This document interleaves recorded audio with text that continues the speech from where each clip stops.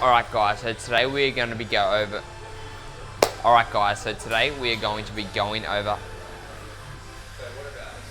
Alright guys, so today we're going to be doing the wall slides. Now remember, with wall slides or snow.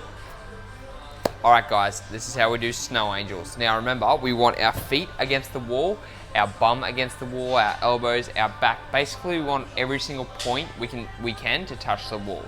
Then we're going to start with our elbows bent and our arms against the wall, and we're going to slide them overhead, still keeping it bent, and then coming all the way down and squeeze the shoulder blades down the bottom.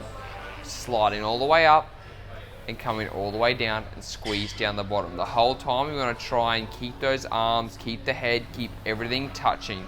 If you feel your bum floating to get off the wall or your feet start to slide forwards, make sure we stand up, we adjust, we have everything touching, and we make the snow angels just like so.